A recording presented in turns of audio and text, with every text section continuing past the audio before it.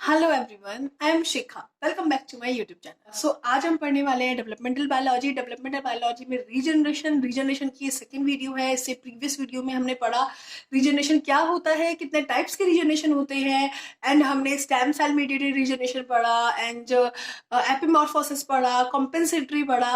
अब हमारा रहता है मॉर्फोलेक्सिस। सो मॉर्फोलेक्सिस हम कवर करेंगे आज। मॉर्फोलेक्सिस क्या होता है? मॉर्फोलिक्सिस हमारा रीजनरेशन है जिसमें मिसिंग ऑर्गन रीस्टोर होता है सेलुलर रीऑर्गेनाइजेशन के थ्रू, रिपैटर्निंग के थ्रू, रिमॉडलिंग के थ्रू। जो हमारा एपिमॉर्फोसिस था उसमें एक प्रोसेस था पूरा। पहले सेल्स डी डिफरेंशिएटेड होंगी, फिर वो undifferentiated mass of cell proliferate होंगी, then undifferentiated mass of cell फिर रीडिफरेंशिएट होंगी और मिसिंग ऑर्गन रीस्टोर हो जाएगा। बट मॉर्फोलेक्सिस थोड़ा सा डिफरेंट होता है। मॉर्फोलेक्सिस में मिसिंग ऑर्गन को रिस्टोर करना है। मिसिंग ऑर्गन को रिस्टोर करना है तो सेल्स का ऑर्गेनाइजेशन होता है, सेल्स की रिपैटर्निंग होती है, सेल्स रिमॉडलिंग होती है, थोड़ी सी मॉड्यूलेट होती है, रिमॉडलिंग होती है और मिसिंग ऑर्गन रिप्लेस हो जाता है, मिसिंग ऑर्गन रिस्टोर हो जाता है। तो ओनली 3 वर्ड्स याद रखने हैं। सेल्स की रिमॉडलिंग, रिपैटर्निंग, रीऑर्गेनाइजेशन होता है और जिसकी वजह से हमारा मिसिंग ऑर्गन वापस आ जाता है। सो इसमें हम एग्जांपल लेते हैं हाइड्रा का। फर्स्ट हम पढ़ते हैं हाइड्रा का बॉडी स्ट्रक्चर के रिगार्डिंग की क्या क्या हमारा उसमें बॉडी पार्ट्स होते हैं, क्या स्ट्रक्चर है हाइड्रा का। सो ये हमारा हाइड्रा है। हाइड्रा 3 पार्ट्स में डिवाइडेड होता है, head, body, column, foot. Head में हमारा माउथ प्रेजेंट होता है, माउथ के बाद हेड में हमारे टेंटिकल्स प्रेजेंट होते हैं, हेड में हमारा हाइपोस्टोम प्रेजेंट होता है, माउथ से जस्ट लो यहाँ पे हाइपोस्टोम प्रेजेंट होता है, एंड जब बॉडी कॉलम आता है देन फुट आती है हमारी। ओके, ये है हमारा हाइड्रा का स्ट्रक्चर। हाइड्रा की जो हमारा हेड है उसको हम डिस्टल एक्सिस बोलते हैं, एपिकल एक्सिस बोलते हैं, फुट को प्रॉक्सिमल एंड बेसल एक्सिस बोलते हैं। हेड में हमारा एक एंजाइम है, मॉलिक्यूल है, that is head activating gradient, जिसने ग्रेडियंट बनाया हुआ है इसलिए इसको हेड एक्टिवेटिंग ग्रेडियंट बोलते हैं। हेड हमारा डिस्टल एंड एपिकल एक्सिस पे इसलिए आया बिकॉज यहाँ पे एक हेड एक्टिवेटिंग ग्रेडियंट क्रिएट होता है। HAG की अमाउंट हमारा हेड में हाई है एंड फुट में लो है। सेम ऐसे ही फुट एक्टिवेटिंग ग्रेडियंट होता है फुट में, जिसकी अमाउंट हमारी फुट में हाई होती है एंड हेड की साइड लो होती है। एंड हेड एक्टिवेटिंग ग्रेडियंट जो है हमारे वो इनहिबिट करते हैं फुट एक्टिवेटिंग ग्रेडियंट को, फुट एक्टिवेटिंग ग्रेडियंट इनहिबिट करते हैं हेड एक्टिवेटिंग ग्रेडियंट को। तो ये हमारा फुल हाइड्रा का स्ट्रक्चर है। उसके रिगार्डिंग है कि उसका हेड कहाँ आएगा जहाँ पे head activating gradient high amount में होगा, फुट कहाँ आएगा जहाँ पे foot activating gradient high amount में होगा, और ये ग्रेडियंट फॉर्म कर रखते हैं हमारा, और ये दोनों आपस में एक दूसरे को इनहिबिट करते हैं। आप सब इस बात को जानते होंगे, इफ हम हाइड्रा को कट कर देंगे, इफ हम हाइड्रा को कहीं से भी कट कर देंगे तो हाइड्रा अपने आप को फुल रिस्टोर कर लेगा, फुल ऑर्गन डेवलप हो जाएगा। इफ हम हाइड्रा को यहाँ से कट करेंगे तो हमारा बॉडी डेवलप हो जाती है, इफ हम हाइड्रा को यहाँ से कट करेंगे तो हमारी बॉडी डेवलप हो जाती है। तो वो हमारी बॉडी डेवलप इसलिए होती है बिकॉज बॉडी कॉलम में हमारी सेल्स होती हैं जो ऑलवेज डिवाइडिंग होती हैं हमारी। इफ हम हाइड्रा को बॉडी कॉलम से कट करेंगे, इफ हम हाइड्रा को बॉडी कॉलम से कहीं से भी कट करेंगे तो हमारा फुल हाइड्रा डेवलप हो जाता है बिकॉज बॉडी कॉलम में जो सेल्स होती है वो ऑलवेज डिवाइडिंग होती हैं। हेड एंड फुट की सेल्स ऑलवेज डिवाइडिंग नहीं होती, बट बॉडी कॉलम की सेल्स ऑलवेज डिवाइडिंग होती हैं और वहां से फुल हाइड्रा का डेवलपमेंट हो जाता है। देन हमारा कुछ केसेस आते हैं। क्या होता है हमारा, ये कुछ एक्सपेरिमेंट्स किए गए, उसमें देखा गया कि इफ हाइड्रा की हेड का एक स्मॉल सा पार्ट लें और उसको बॉडी कॉलम में पुट कर दें, इफ हाइड्रा की हेड का हम कोई भी पार्ट लें और उसको हम बॉडी कॉलम में पुट कर दें, देन यहां से हमारा सेकेंडरी एक्सिस डेवलप हो जाएगी और हाइड्रा का हेड डेवलप हो जाएगा, एक सेकेंडरी एक्सिस डेवलप हो जाएगी। इफ हम फुट का कोई पार्ट लें और उसको बॉडी कॉलम में पुट कर दे, ट्रांसप्लांट कर दे, तो हमारा यहाँ से सेकेंडरी एक्सिस डेवलप होगी और हमारा जो फुट का एक पार्ट है वो डेवलप हो जाएगा, सेकेंडरी एक्सिस डेवलप हो जाएगी। थर्ड केस देखा गया कि इफ हम दोनों का पार्ट ले और उनको साथ में बॉडी कॉलम में पुट कर दें, हेड का भी और फुट का भी, तो कोई सेकेंडरी एक्सिस डेवलप नहीं होगी, कोई इंडक्शन नहीं होगा। क्यों? क्योंकि हेड के पार्ट में हेड एक्टिवेटिंग ग्रेडियंट था जिसकी वजह से हेड क्रिएट हुआ बॉडी कॉलम में। फुट एक्टिवेटिंग पार्ट में फुट एक्टिवेटिंग ग्रेडियंट था जिसकी वजह से हमारा फुट डेवलप हुआ बॉडी कॉलम में। बट जैसे ही हेड एक्टिवेटिंग ग्रेडियंट का एक part and foot activating gradient का एक पार्ट बॉडी कॉलम में आया, वो दोनों दूसरे को इनहिबिट करते हैं, तो कोई इंडक्शन नहीं हुआ, कोई सेकेंडरी एक्सिस डेवलप नहीं हुई।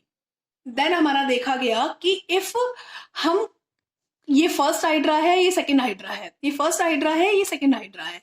इफ हम फर्स्ट हाइड्रा के हेड का पार्ट लें और हेड में ही पुट कर दें, अब तक हम क्या कर रहे थे, हेड का पार्ट बॉडी कॉलम में पुट कर रहे थे, फुट का पार्ट बॉडी कॉलम में पुट कर रहे थे, हेड एंड फुट दोनों का पार्ट बॉडी कॉलम में पुट कर रहे थे। बट अब फर्स्ट हाइड्रा के हेड का पार्ट सेकेंड हाइड्रा के हेड में ही पुट कर दे तो कोई एक्सेस डेवलप नहीं होगी। ये बहुत स्ट्रेंज बात थी कि कोई एक्सेस क्यों डेवलप नहीं होगी, बट ऐसा देखा गया कि इफ हम फर्स्ट हाइड्रा का पार्ट ऐसे हाइड्रा में पुट कर दे जो जिस हाइड्रा में हेड ना हो, जिस हाइड्रा का हेड डीकैप कर दिया हो, डीकैप्सिटाइजेशन कर दिया हो, डीकैप कर दिया हो उस हाइड्रा का हेड का पार्ट, तो हमारी सेकेंडरी एक्सेस भी डेवलप हुई और जो उसका पहले वाला हेड था वो भी डेवलप हुआ, सेकेंडरी एक्सेस भी डेवलप हुई और प्राइमरी एक्सेस भी फुल हो गई। तो इससे हमारा पता लगा, इन एक्सपेरिमेंट से हमें पता लगा कि हेड में हेड एक्टिवेटिंग ग्रेडियंट तो होता ही होता है, उसके साथ साथ एक हेड इनएक्टिवेटिंग ग्रेडियंट भी होता है। हेड एक्टिवेटिंग ग्रेडियंट तो होता ही होता है, साथ में हमारा एक हेड इनएक्टिवेटिंग ग्रेडियंट भी होता है जो कि इनएक्टिवेट करता है किसी और हेड को इफ वहां पे ऑलरेडी हेड प्रेजेंट है। इस हाइपोस्टोम रीजन में हेड एक्टिवेटिंग ग्रेडियंट के साथ साथ हेड इनएक्टिवेटिंग ग्रेडियंट भी होता है। तो हमारा हेड के हाइपोस्टोम में हेड एक्टिवेटिंग ग्रेडियंट भी है, हेड इनएक्टिवेटिंग ग्रेडियंट भी है। इफ हेड नहीं होगा, जब भी वो हेड को एक्टिवेट करेगा सेकेंडरी एक्सेस के लिए भी, प्राइमरी एक्सेस के लिए भी, बट इफ हेड ऑलरेडी होगा तो वो है उसमें, क्योंकि यहाँ पे हेड ऑलरेडी था तो इसमें हेड इनएक्टिवेटिंग ग्रेडियंट था तो इसने अलाउ नहीं किया, बट यहाँ पे डीकैप हो गया, हेड इनएक्टिवेटिंग ग्रेडियंट है ही नहीं, हेड एक्टिवेटिंग ग्रेडियंट भी नहीं है तो हेड इनएक्टिवेटिंग ग्रेडियंट भी नहीं है, जिसकी वजह से हमारा फिर से प्राइमरी एंड सेकेंडरी एक्सेस नहीं आ पाई। अब क्या होता है, हाइपोस्टोन रीजन को ऑर्गेनाइजर बोला, ऑर्गेनाइजर जो हमने एम्फीबियन में पढ़ा है ऑलरेडी ऑर्गेनाइजर, तो हाइपोस्टोन रीजन को ऑर्गेनाइजर बोला हाइपोस्टोन रीजन को। क्यों बोला ऑर्गेनाइजर, वो देखते हैं। क्या देखा गया, ये एक्सपेरिमेंट के थ्रू देखा गया कि हमारे 3 हाइड्रा थे, first hydra, second hydra, third hydra. जो हमारा फर्स्ट हाइड्रा था उसकी हेड की कुछ सेल्स ली और बॉडी कॉलम में पुट कर दी, जिसकी वजह से सेकेंडरी एक्सेस डेवलप हो गई। देन फर्स्ट हाइड्रा की फुट की कुछ सेल्स ली जो थर्ड हाइड्रा में पुट कर दी, क्या हुई, हमारी सेकेंडरी एक्सेस डेवलप हो गई, फुट डेवलप हो गया। बट इनमें एक छोटी सी माइन्यूट सी डिफरेंस देखा गया। वो क्या देखा गया कि जब हेड की सेल्स ली गई तो जो हमारा हाइड्रा के सेकेंडरी एक्सेस आई वो किससे मैच करती थी, सेकेंड हाइड्रा से ही। बट जब हमारी फुट की एक्सेस ली गई, फुट की सेल्स ली गई, जब हमारी फुट की सेल्स ली गई और उसको बॉडी कॉलम में पुट किया तो वो फुट की सेल्स जो थी हमारी वो किससे मैच करती थी, जिससे वो आई है उस हाइड्रा से मैच करती थी, ना कि जिस हाइड्रा में वो आई है उससे मैच करती थी। बट हमारी हेड की सेल्स जो थी वो हमारी इसी हाइड्रा से मैच करती थी जिसमें वो आई है। इससे हमें क्या पता चला, इस फर्स्ट थिंग तो ये कि हेड की सेल्स में हमारा हेड एक्टिवेटिंग ग्रेडियंट भी होता है, हेड इनएक्टिवेटिंग ग्रेडियंट भी होता है, उसमें सेल्फ डिफरेंशिएशन कैपेसिटी भी होती है। बट फुट की सेल्स में ऐसा नहीं होता। फुट की सेल्स में ना फुट इनएक्टिवेटिंग ग्रेडियंट होता, ना सेल्फ डिफरेंशिएशन कैपेसिटी होती। फुट की सेल्स में सिर्फ डिवाइडिंग कैपेसिटी होती है, फुट की सेल्स सिर्फ डिवाइड कर सकती हैं। क्या होता है, जो हेड की सेल्स होती हैं उनमें इतनी कैपेसिटी होती है कि वो रीपैटर्न कर दे, रीऑर्गेनाइजेशन कर दे दूसरी सेल्स को सेकेंडरी एक्सेस डेवलप करने के लिए। ये यहाँ पे आई तो ये खुद डिवाइड नहीं हुई, इसने आसपास की सेल्स को रीपैटर्न कर दिया, रीऑर्गेनाइजेशन कर दिया कि वो सेकेंडरी एक्सेस डेवलप करे, रीमॉडल कर दिया, मॉड्यूलेट कर दिया, रीमॉडलिंग कर दिया, रीऑर्गेनाइजेशन कर दिया कि वो सेकेंडरी एक्सेस को डेवलप करे। बट जो फुट की सेल्स थी वो आई और उन्होंने खुद डेवलप होना स्टार्ट कर दिया, खुद डिवाइड होना स्टार्ट कर दिया, बट उनके अंदर कैपेसिटी नहीं थी कि वो थर्ड हाइड्रा की सेल्स को रिपैटर्न कर दे, रीऑर्गेनाइजेशन कर दे।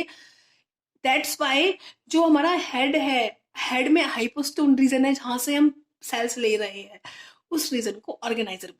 ऑर्गेनाइजर क्या करता था, जब हमने एम्फीबियन में ऑर्गेनाइजर पढ़ा था, स्पीमैन ऑर्गेनाइजर, वो सारी सेल्स को सिग्नल प्रोवाइड करता था, वो एक्स ब्रांचियूरी प्रोड्यूस करता था, जिसकी वजह से कुछ एक्टोडर्म में जाती थी, कुछ एंडोडर्म में, कुछ मेसोडर्म में जाती थी। तो वो क्या करता था, उसके अंदर रीऑर्गेनाइजेशन कैपेसिटी थी, इसलिए इसको ऑर्गेनाइजर बोला।